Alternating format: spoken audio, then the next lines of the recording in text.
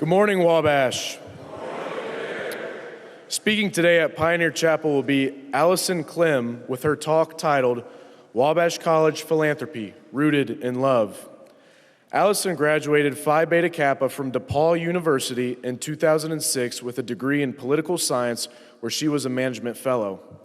After graduation, she embarked on her professional journey as an early employee at ExactTarget, a pioneer in digital marketing tools, which eventually became part of Salesforce. Allison specialized in software consulting at ExactTarget, and her early career was marked by a commitment to excellence and innovation in the tech industry. Allison chose to step away from her full-time career to focus on raising her two sons in 2011, which allowed her to involve herself in her local community, where she became an avid supporter of education. For 8 years, she led the parent-teacher organization at Traders Point Christian Schools, contributing significantly to the educational and community experiences of many children. Her dedication extended to direct involvement in the classroom and to providing reading remediation for those students who had fallen behind, underscoring her commitment to fostering a love for learning in young minds. In 2023, Allison ventured into entrepreneurship by acquiring Postmark Studio. This endeavor combines her passion for letter writing and beautiful stationery with her genuine love for connecting with people. Through Postmark Studio, she aims to revive the art of personal correspondence and create meaningful connections in an increasingly digital world. Allison is married to Brian Clem, a 2004 graduate of Wabash College. They reside in Zionsville, Indiana, where they are raising their two sons, Andrew and Michael. In her free time, you will most likely find Allison cheering on her boys in basketball, football, and baseball, and squeezing in as much reading time as possible. Let's give a warm welcome to Allison.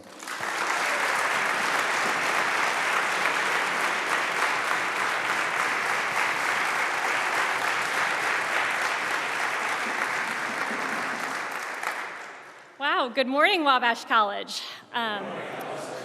Wow. I'd first like to thank the Sphinx Club for the incredible honor of inviting me to give a chapel talk today. Wabash College and Pioneer Chapel specifically are two of my favorite places in the world, and I could not be more humbled to be in this hallowed place with each of you. I'd also like to thank all of you for voluntarily taking your time to come to chapel today. I know that I stand between all of you and lunch, so I'm going to do my best to be engaging and brief, and then I'll race you all to Grub Hollow. As I was introduced, I'm Allison Clem, and I have the good fortune to be the granddaughter, sister, cousin, and wife of Wabash men, and the hopeful future mom of two someday Wabash sons.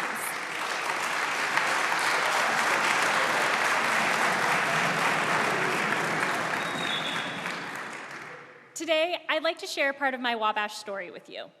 So much of my Wabash story features important men in my life having life-changing experiences at Wabash College.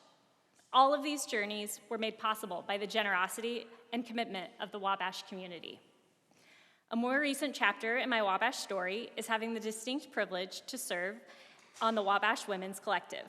Last year in this chapel, my colleague and friend, Nicole Chase, shared her own Wabash love story and passion for philanthropy on behalf of the Women's Collective. Today, I'd like to share again about the Women's Collective. I hope you leave today's chapel knowing a little bit more about the Wabash Women's Collective and our philanthropy here, not to seek credit for the collective, but so that each of you really feel just how much you're loved by your Wabash family. I'll share my own Wabash story and how it has led to a love of Wabash College, and ask you to think about your own Wabash story and how that might motivate you to serve and give back to the college that we all love and has given each of us so much. As a former Latin student and a lover of all things classical, I hope you'll indulge me with a short study of the word philanthropy. As thriving liberal arts students, I hope you're all well-versed in your Greek and Latin root words, but just in case these two didn't get mentioned along the way, let's dig in. Philanthropy comes from two root Greek words, philo, meaning loving, and anthropos, meaning mankind. Philanthropy, by its very definition, is to love mankind. While we often think of philanthropy in terms of monetary generosity, I love that philanthropy is rooted in love for others. And I can't think of a better starting point to talk about the Wabash Women's Collective than love. That's exactly who we are, a group of women who love the students of Wabash and are passionate about their success and belonging at Wabash College. The Wabash Women's Collective was founded in 2022 when Dean Michelle Jansen, alongside 9 Wabash women, recognized the opportunity to engage women who had been impacted by their connection to Wabash College to serve Wabash with their generosity. These women set out to do something a bit unorthodox, to create a collective of women philanthropists for an all-male institution. While this may on the surface have sounded quite paradoxical, this group of women knew the truth, that women who have experienced the impact of a Wabash education in the life of a man that they love would joyfully want to share their generosity with Wabash College. And they have. 4 years later, I'm grateful to share with you that the Women's Collective is now 22 members strong, has given over $300,000 to the success of Wabash students, and continues to grow to engage women who love Wabash. We are sisters, wives, daughters, and friends of Wabash men, and we care deeply and are committed to each of you, the men of Wabash. The Wabash Women's Collective has combined their resources to invest in the college's most treasured asset, its students. We want every student to reach their full potential here at Wabash. We've seen the impact on the world you'll have when you do. We are passionate about academic success. We believe deeply in mental well-being for Wabash students. We desire immersion and excursion learning opportunities for every Wabash student. We pursue programs that address barriers to student persistence and initiatives that create a sense of belonging for Wabash students. A few initiatives you might have noticed over the last year that the Women's Collective helped fund include the Rogie Williams upgrade, the Health Center upgrade, grants for faculty open education initiatives, immersion and class excursion funding, and MCAT study support materials.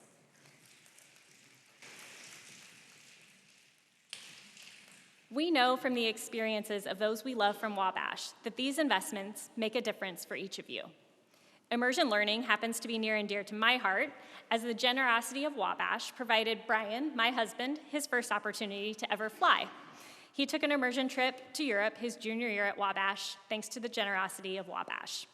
That trip opened his eyes to the joy of travel, and this summer, our family was able to return to Strasbourg, France, as a family and see that location of his first immersion trip. The immersion experience opened Brian's eyes to the world, and I love that the Wabash Women's Collective is committed to making those types of opportunities available for other Wabash students. Since not all of the women from the collective could be with us here today, I wanted to share with you a few of their own words on what being a part of the collective at Wabash means to them. Wife of Wabash alum, Maheen Cleaver said, "We have a shared vision where Wabash students are best positioned to tap into the opportunities available to them on campus, achieve academic success, and go forth from Wabash to lead enriching lives and embark on rewarding careers." Daughter and sister of Wabash alums, Catherine Allen, said of her philanthropy at Wabash, "I choose the Women's Collective because I have witnessed firsthand, through my father and my brother, the quality of a Wabash education and the all-around good, hardworking people that graduate from the college. Every time I visit campus, I am struck by how committed everyone is to providing the best possible college experience for its students and for setting them up for success after college." Wife of Wabash alum Gail Davis said, "Wabash takes extraordinary care to guide students toward academic achievement and graduation. The school also recognizes support that is not explicitly academic is also vital to success at college. There is a wide array of resources for students who face financial, cultural, and/or physical challenges, and this is a focus of the Women's Collective. We aim to financially nurture those extra academic institutional efforts, thereby smoothing each student's pathway to a fulfilling experience, degree completion, and future success." Gail happens to be a former professor, and it definitely reads as such. We love her. It is such a joy for me to be surrounded by so many talented, encouraging, generous women who are the sisters, daughters, wives, and friends of Wabash who love Wabash College. I hope each of you know that as a son of Wabash, you're being cheered on by the Women's Collective. We're deeply committed to each of you. When I was asked to give this chapel talk, I was so honored because Wabash is incredibly special to me. but I was also a little uncertain that I had a unique perspective to share with each of you. My friend Ron Dostal, Wabash's own Director of Alumni and Affinity Group Engagement, encouraged me to just share a little bit of my own story and how that has led to my involvement at the college.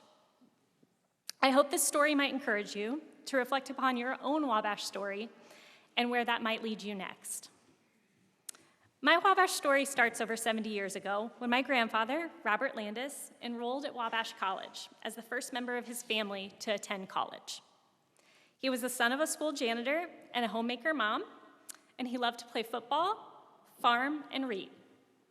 Through the encouragement of a high school guidance counselor who believed in him, he pursued furthering his education at Wabash College. He had aspirations of becoming a veterinarian and returning to his rural farming community.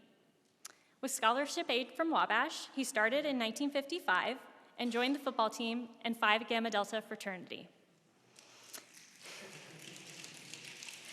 And he absolutely loved being a little giant. He returned home the summer after his freshman year to Delphi, Indiana, and worked hard farming to fund his next year of college. He also married my grandma that summer. They returned in the fall of 1956 to Wabash College and took up residence in what was then married student housing in Mud Hollow.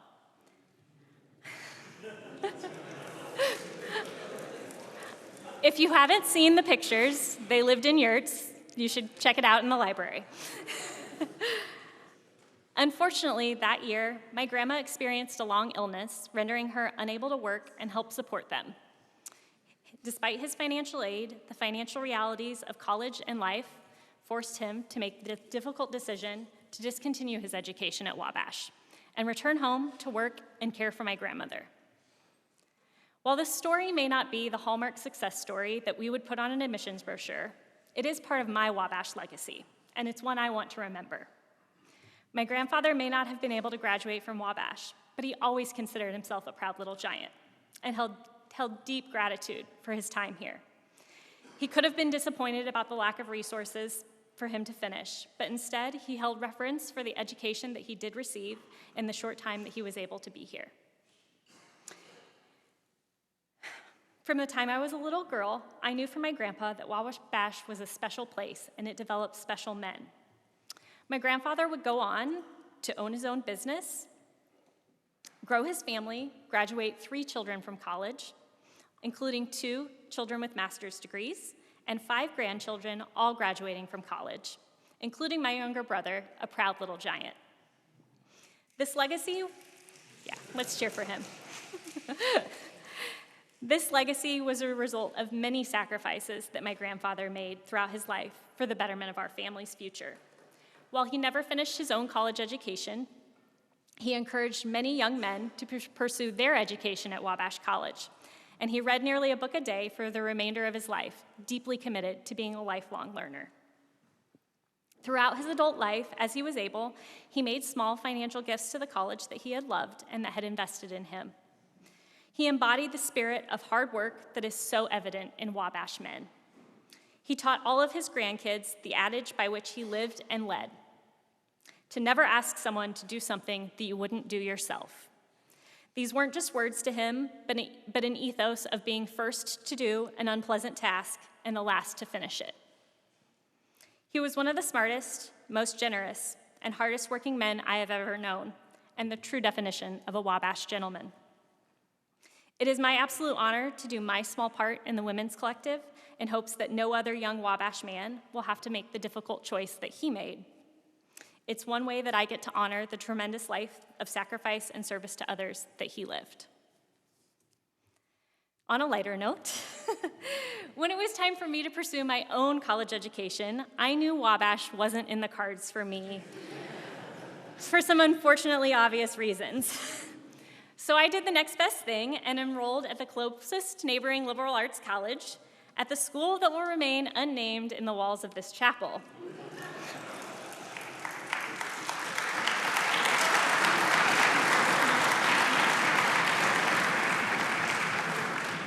I love you all very much. As a political science major, I spent the summer after my freshman year in Washington, D.C., interning for my congressman. This is where my Wabash story gets to pick up. Due to the generosity of Wabash, my now husband Brian was headed to DC for a weekend of learning as part of a Wabash student group. Did I mention how grateful I am to Wabash for its commitment to immersion learning? And once out of Crawfordsville, these Wabash men did what any young men might do, and they called the only girl in town they happened to know.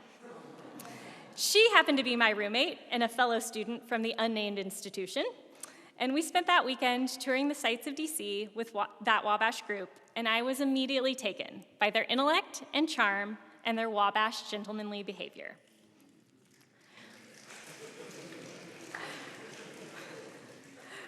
Once we all returned to Montgomery and Putnam County, respectively, Brian and I had the privilege of going on one of our first dates, canoeing down Sugar Creek with Phi Gamma Delta fraternity. And I was lucky enough to get to fall in love with both him and Wabash College. I spent a lot of time that next year driving back and forth on 231, probably more than I should have given my own workload. But it was a wonderful season for me to get a glimpse of the Wabash student experience and to form the relationships that would be some of the most important of our lives. The time I spent at Wabash enabled me to see with my own eyes some of what makes Wabash unique and special. I saw firsthand a unique camaraderie that I didn't see on other college campuses. I got to know the Fiji Pledges, who insisted on calling me Miss Kett, despite the fact that I was only 20 years old and a year older than they were. We had a lot of fun that year with memorable football games, formals, campus speakers, and Sunday lunches at the Crawfordsville Pizza Hut lunch buffet. But the thing that stands out the most to me from that year is the time spent sitting on hand-me-down futons in two small fraternity rooms, listening as friends and brothers caught up on what they were learning and the happenings of their days. That time was more precious than I realized at the time, and I hope that those friendships are happening for each of you. We had a lot of fun that year, and I was also able to see the depth of support and the meaning of those friendships. Two of Brian's Pledge brothers lost their fathers his senior year, and their Wabash brothers were a source of emotional and practical support as their friends grieved those losses, finished their Wabash educations, and launched into adult life beyond Wabash. Since graduation, the relationships we have from Wabash have continued to be an anchoring influence in our lives. Many of our dearest friends and colleagues and mentors have all been part of the Wabash family that we love so dearly. Our Wabash friends have shown up for weddings, births, funerals, career transitions, Monon games, and everything in between, and we've worked hard to try and do the same for our Wabash family. These are some of our most treasured relationships, and I hope that each of you are beginning to form those as you pursue your education. In our early years of career and marriage, the support of the Wabash community was crucial to our success. Brian graduated in what was a tough job market and was eagerly applying to every opportunity available. He was fortunate enough to receive an interview at Eli Lilly, and a Wabash alum a few years ahead of Brian, John Haug, who happens to be the husband of Wabash Women's Collective member Amy Haug, graciously took him to dinner and prepared him for the situation, task, action, result interview model that Lilly was employing at the time. Brian was fortunate to receive that first job offer, and we were beyond grateful for the generosity of time from John to help him launch his career. We attempted to do our part in those early years for our Wabash brothers, too. We hosted 2 different Wabash classmates in our small starter home when medical school and job transitions found friends in need of housing. At times, that small starter home felt more like I was running a Wabash fraternity. But I guess it was just good preparation for raising 2 sons and hopeful Wabash students.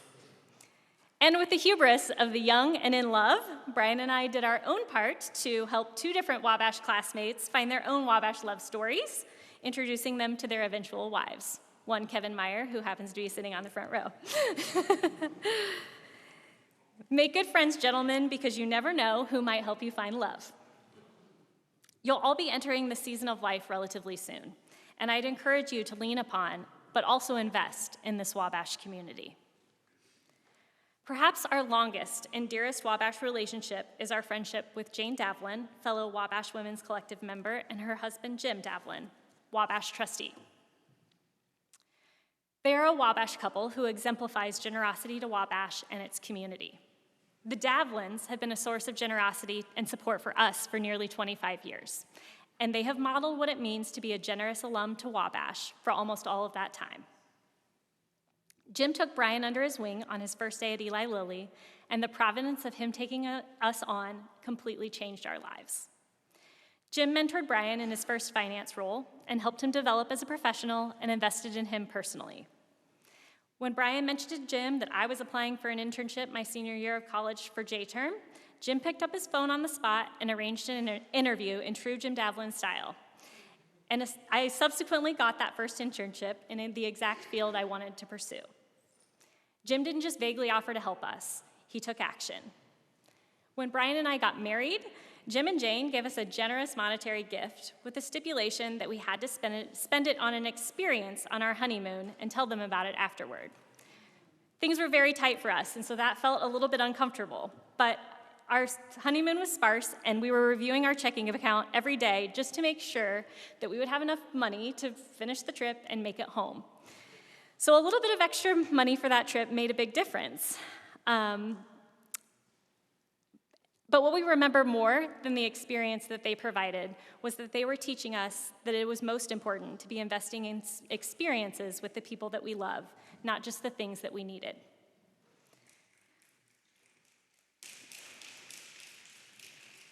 When Brian applied to business school, Jim wrote his letters of recommendation, and the Davlins have generously hosted us in their homes, at dinners, tailgates, and everything in between, and I know they've done the same for countless other Wabash friends and students. The most meaningful investment was one I never anticipated. Jim has now taken an active role in mentoring our young sons. He's given them their first jobs as laborers on the job site of the new home that he's building, and Jim has also had Brian doing a fair bit of manual labor over time. It is one of his love languages. But Jim is working to teach them the same values that he has instilled in countless Wabash men over the years: hard work and gentlemanly behavior. The Davlins have modeled what it is to be a generous Wabash alum for us, and we are full of gratitude that we've received such a generous example of philanthropy that they and so many other generous alums who have gone before us have provided. I hope that today's Wabash Chapel Talk has given you a small glimpse into just a fraction of the philanthropy that supports the good work of Wabash College, both in monetary giving and relational investment. I hope that you will take advantage of the incredible gift that is a Wabash education and know that it is an opportunity not afforded to everyone. And it's one that you should embrace to its absolute fullest. Embrace the classroom experience with thought leaders in their field at your disposal, the community and brotherhood of your peers and alumni, the immersion and out-of-classroom experiences that will open your world further, and even the homework that expands your mind. And as some of you prepare to leave Wabash this spring, I hope you will reflect on your Wabash experience with gratitude and consider how you might engage philanthropically with Wabash to support the students behind you. Might you encourage a young man to apply to Wabash College, knowing that it could be the thing that changes his life? Could you attend a college fair to sing thy praises and spread the fame of her honored name? Could you help a student behind you prepare for a career in your chosen field? And when able, might you give of your financial resources in gratitude for your own experience and generosity towards someone else's Wabash story? How will you use your love for Wabash to serve Wabash men as those who have gone before you have done so on your behalf? And as my good friend Jim Davlin reminded me this morning, we stand on the shoulders of those who provided for us, and it's our part, and our generosity is just doing our part. I don't know how investing in Wabash might impact your life, but I can assure you that it is an investment that has changed our lives, and I know it will yours too. Thanks so much for your time today. Wabash always fights.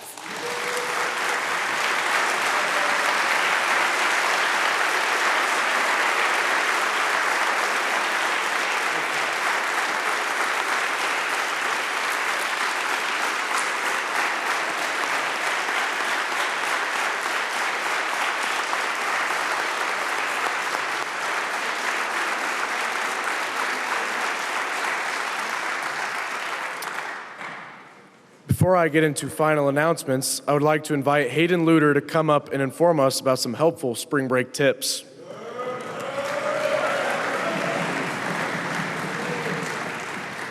All right. So first thing, I was told by Nurse Amadon that it is Miss Wendy Feller's birthday today, so happy birthday to you.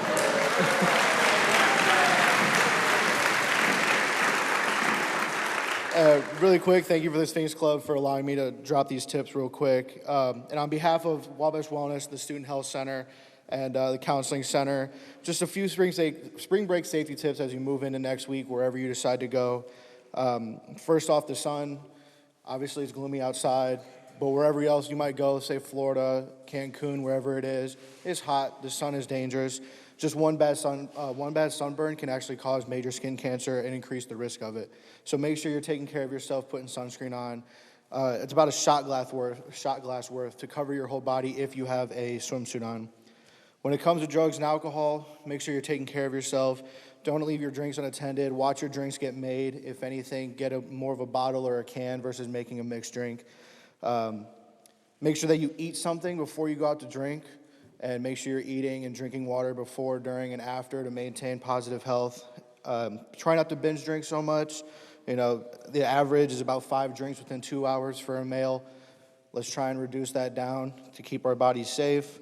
And look for signs of alcohol abuse or overdose, acronym called PUBS: puking, unresponsive, abnormal breaking, and skin discoloration, both within possibly yourself, hopefully not, or other people around you. Just watch out for that. In matters of sexual health, our group as college-age men are the highest rated for sexually transmitted infections. Chlamydia and syphilis are some of the most common, and they're on the rise. So if you find yourself in that scenario of potentially getting intimate with someone, first make sure there's consent. I hope we all know that. But after that, make sure you're wearing some kind of contraceptive like a condom to protect yourself, as they are very effective in reducing STIs. There is free condoms available if you got a chapel bag or at the health center, as well as in Center Hall and in the library. And if anything were to happen, just know that there is confidential and free STI testing within the health center here. Some other quick safety things: just make sure if you do go out somewhere, represent yourself as a positive Wabash man and a positive citizen amongst America. Make sure that if you're traveling, you get there safely. If you're driving, try and take turns with the people that you might be going with. Trust me, I've done a 10-hour overnight and it was not fun. Make sure to keep your ID, passport, cards, things of that nature within line so you don't lose them. Use a buddy system if you feel so inclined to, and just be alert, use your gut instincts, and make smart choices as you go off into spring break. With that, enjoy your break.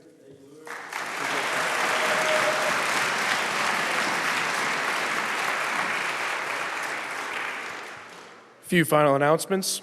On Saturday, golf will be competing at the Music City Shootout.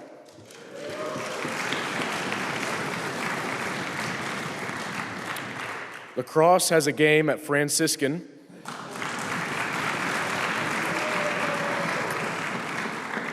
Baseball has a game at Center College. And volleyball has a game at the Wentworth Institute of Technology.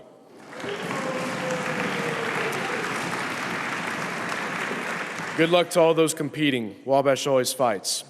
Now, would you please rise and join me in singing Old Wabash? Ba-da-da-da-da-da-da-da-da-da, ba-da-da-da, from the hills of Maine to the western plain of